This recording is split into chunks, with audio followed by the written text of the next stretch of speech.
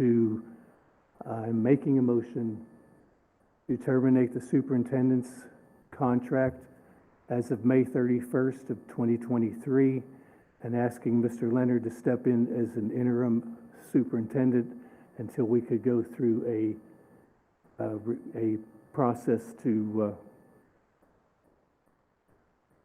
recruit. I have a motion. I made the motion. I'll second. Motion and second. Any discussion? Yes, sir, I would like to nominate Dr. Michael Roberts. Well, we have, There's been a motion and a second. There would need to be an amendment.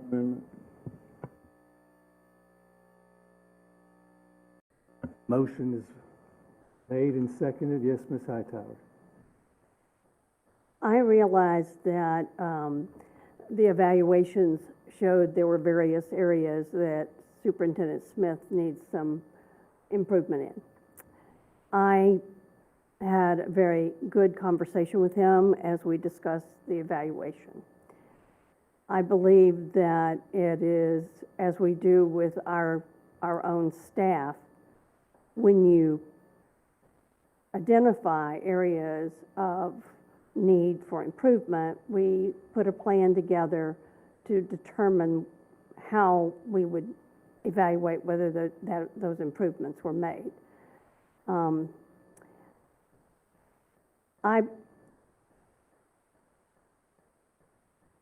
At this time, I am not able to support your motion. I believe that Superintendent Smith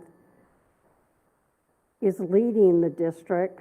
He is working to improve our student performance.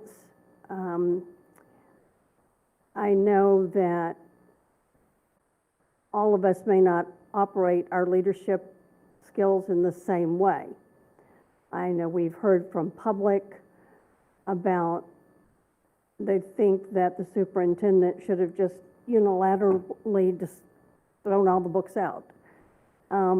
We, the board, as was pointed out to us, have that as our responsibility, not the superintendent. And I think that as we move forward, I would hope that your plan B, the things that we've discussed in our evaluation, will make us better tomorrow. I believe that Dr. Smith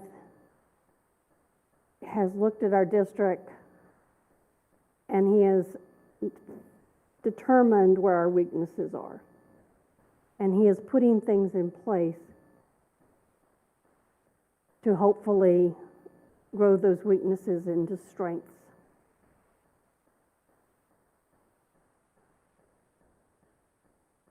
With all of the turmoil that was created through this Warrington issue, all of the turmoil, and I know we've heard people state that what's happening in our legislature is exactly what needs to happen, but there are things that have been put in place to start July 1 that are going to cause turmoil in our district. We're going to have to help our teachers understand the implications of the legislation that has been passed. We're going to have to fight through our budgetary issues. And I believe that having someone in place who has been working in those areas is important at this particular juncture. Mr. Adams. Yeah, this is tough. I was department fence for 38 years, and if we didn't get somebody straightened out pretty soon, we moved on, okay? And one of my problems I have been preaching to him is in my evals, and it started back with that, when we first started negotiating. I asked him to either put me or Paul Fesco in those meetings on that negotiations. I attended the invite from Senator Broxton to come there with the stakeholders and everything, and all the other people in there. And he was told to pass down information to each board members, and I made a comment at that meeting, I can't talk to the other board members to let them know this stuff. It did not take me long when we had the next meeting to figure out none of y'all had a clue to what we were getting ready to talk to at that meeting. So his problem of communicating with the board, plus, like this book situation we're on, I call the employee in and say, let me know, can you comply with this law, or your personal feelings are getting in the way? If so, then I'll get somebody else in there, because we got to comply with law. Instead of figuring out about somebody kissing on the cheek or whatever, we know what books has got to be out of there. The situation at Bellevue Elementary School. We've had assistant principal on paid leave for 5 months. I don't have assistant principal there, okay? And I told the superintendent it could have been fixed very easy by calling that person in the office and saying, hey, I know you disagree with my decision. If it bothers you too bad, I can move you off to another school. We had a teacher that was threatened that she could lose her teaching certificate because she spoke out. Where I've got teachers at Bellevue Elementary, everywhere, at Beulah, all the other different schools, I know y'all do too, that needs teachers. Okay, it could have been fixed with a simple visit to that school by a superintendent, talk to the employee. So it just keeps going. And I don't know if this school, we got huge problems coming down the pipeline. Whether he can execute on them, and we're still dealing with all this other issues, that it just keeps bleeding on us. And that's my concern. From what I've witnessed as a chair, now Paul's witnessing it while he's a chair, is whether he's going to be communicating with staff. One thing I told him is, you're in a meeting with DOE, and they got all their staff people, you should have your knights at a round table in there with you, okay? You don't go into some situation by yourself. We had another meeting with Senator Broxton. He forgot about the meeting, and I was the only person there for the district, with the chancellor and everybody else. So I like Superintendent Smith. He's the nicest guy I ever met. But I love my kids, and I love my teachers, and I love everybody else, and we need to get out of this little mess we've been in, all these little dramas. So that's where I am right now. We need to stabilize the school district and get it back a little bit, because we got big problems anyway besides that. But we surely got to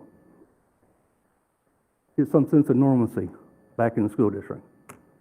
But anyway, I don't want to give you my take on it.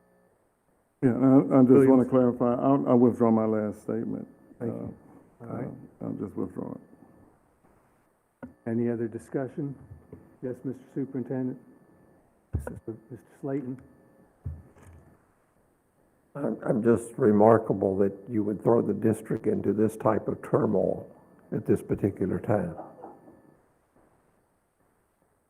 We have a lot of experts that want to act like they know how to run a school district. You participated in the hiring, you participated in the research to pick one. But the people sitting out here that work for us, that's where the turmoil is going to be. You don't know exactly how this is going to affect it. I've lived through 9 superintendents. Nothing has ever been smooth. Nothing has ever, every time we change, we have turmoil in the district. We have change of leadership. We have things that change. This is no time to be doing this. I'm sorry. This is wrong. It's a surprise at the last minute. I'm very disappointed. I almost want to say there's been a sunshine law violation, that there's got to have been a discussion on this.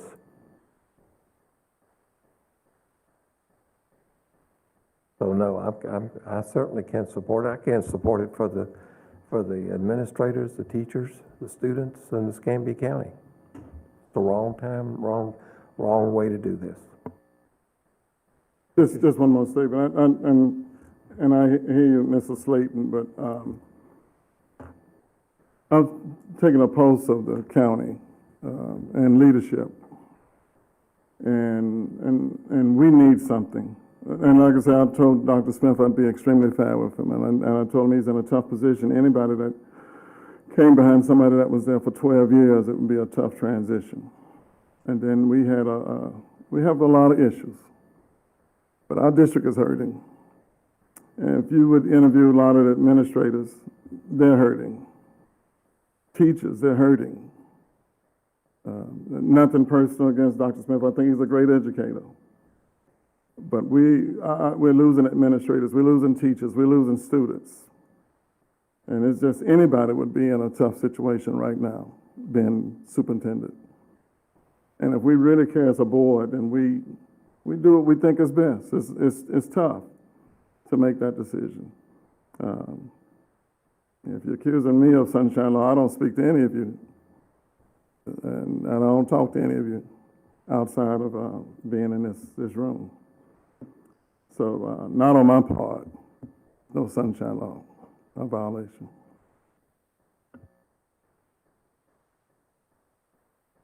And no sunshine law on my part either. The closing statement the superintendent and I had when we did the one-on-one evaluation, he said, was I going to move to terminate the contract? And I said, yes. But I didn't tell you that, or I didn't tell anybody else that. And I didn't need to. And I don't want to go into details. I said to the superintendent, I didn't write everything on that evaluation because I respect him as a person, as an educator, and there are things that I could have put 2 pages of things notes that I had, and I don't want to disparage the superintendent. His strengths, in my opinion, are his ability to look at what's happening instructionally in the classroom with the rounding and walking and knowing what expectations are for instruction. That's the strengths. Communication, unsatisfactory, just about everything. The efforts with this Renaissance Charter Agreement have been horrendous. And there's other things, the pulse of the principals, other people, staff, there is no feeling of that they're being led. It's uncomfortable. I can't believe the number of principals that we have lost, people who are going out without even going into drop. I care about this school district. I voted for the superintendent when he came in. I do not believe I do not believe it's in our best interest to continue with him in that position going forward. Now, I'll just leave it at that. Superintendent. So, Mr. Fetzko, to be clear, when we had our conversation, I was talking about the expiration of the contract that happens next summer, not now. But that doesn't matter. You've made your statement. Certainly, we've had some difficulties.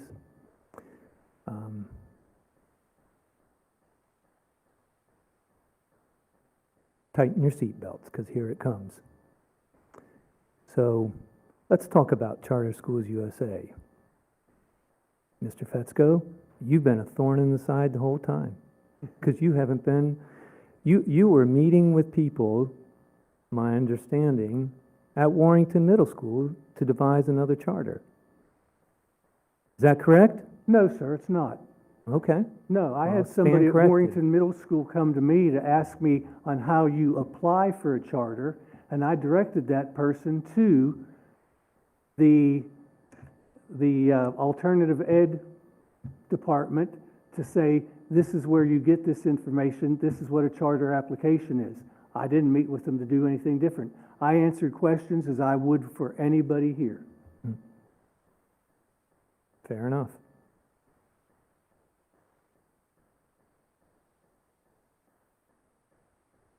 I think through this entire process, where we've been on shaky ground is some of your statements that have made have impacted the trust factor from Charter Schools USA. That's my view of it. I think we've had, but as we've spoken, I'm the superintendent, so I am responsible for it all. I am, however, not responsible for you.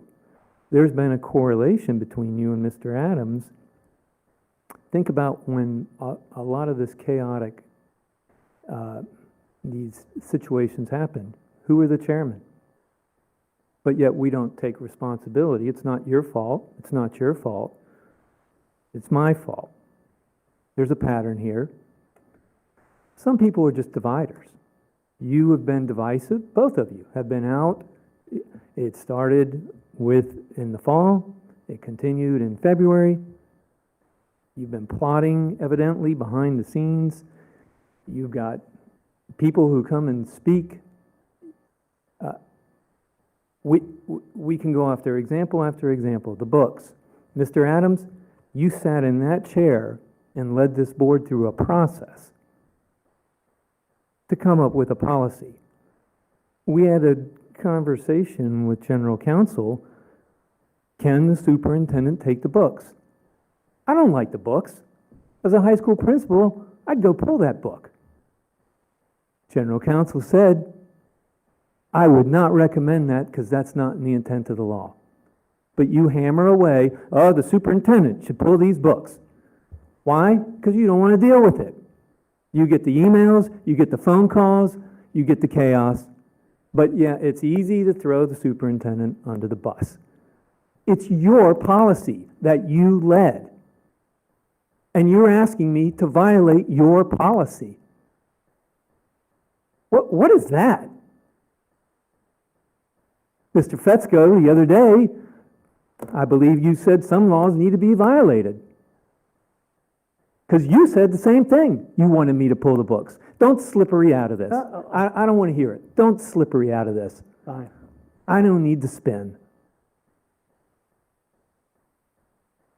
Yeah, that's true. There's the door, too. Yeah, you have your own issues. Sir, we don't need to, this is between the superintendent and the board, thank you. Yeah.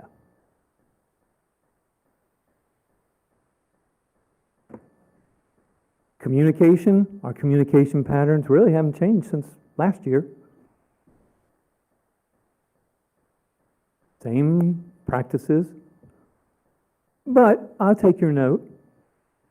Certainly not perfect. Certainly have room to grow. Don't deny that. My own self-evaluation, I marked myself as an unsatisfactory in one of the areas. Don't disagree with that. But your divisiveness, I'm telling you, there's something bad that exists here. There's something toxic that exists here. You all want to fire me. I think the answer would be for the two of you to resign your positions, really.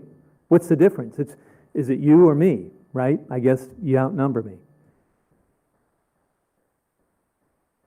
If you care about the kids, as you have said, we need to do things right. But to undermine and constantly seek to get me out, one of the things that is very troubling, we live in a time where there is divisiveness. Do you ever wonder why the mental health needs of our kindergartners and our first graders has spiked? You don't wonder about that because you don't know that probably. I've spoken to the principals who you've implied don't feel I lead them. I'm going to disagree with you on that. Because I've been out in the schools. I've talked with the principals. I know what's going on in the schools. But do you know why mental health has spiked? For kindergartners, first graders, second graders. That's anecdotal because I talk with the principals. I don't have the answer, but I don't think a divided society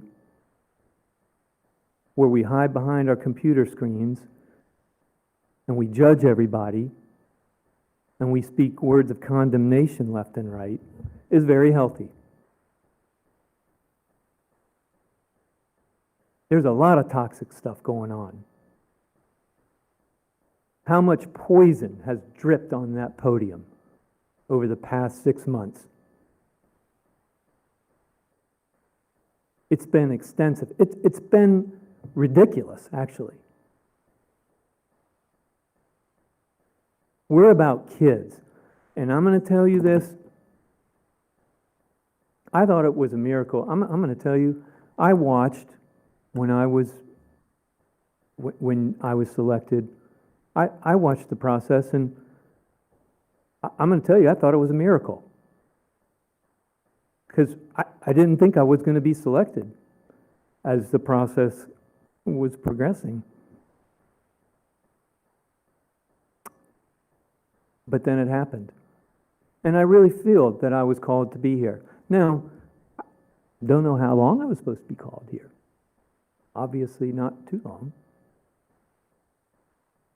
But as I walk out, well, if this vote goes the way it appears it's going to go,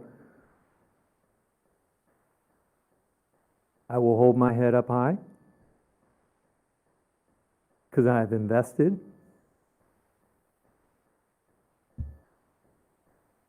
My wife has been an amazing, loyal individual and sacrificed. Gave up her dream job in Orlando to do this.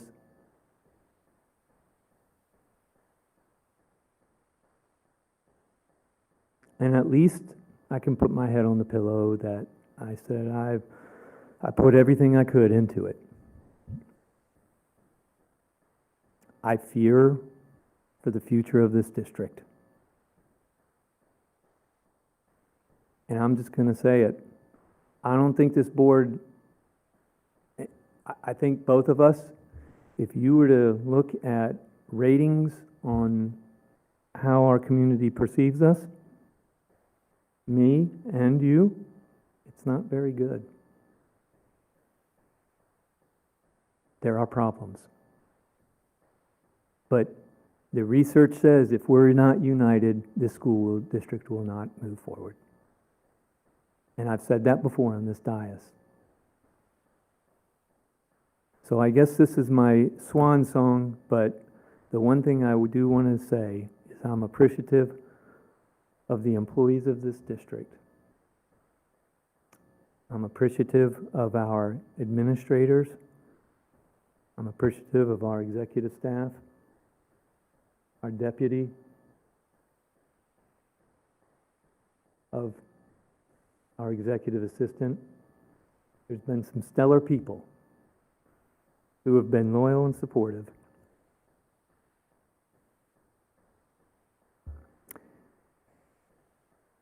And I don't mean to get into the blame game, but I do think you both have been very divisive. And I think that there's a correlation here. Maybe it's me, maybe it's you, but there's a correlation. You're in this too. You wear it on your shoulders just as much as I do. And I know you're going to be happy the day I walk out. You've made that perfectly clear. I wish the school district well. It's a good school district. Has problems, has challenges. We have an attendance issue. We have challenges with poverty. We have kids who are hurting. I'd like to think that there's a bright future ahead, but I think there's maybe some bumps along the way to get there.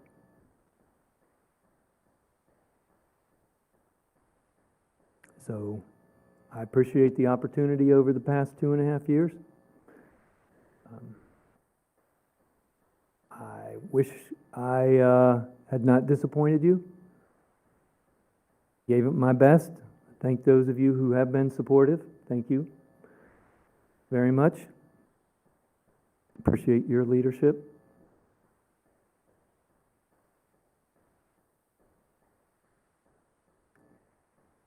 And I wish you well. I hope I'm wrong on some accounts, and I wish you the very best.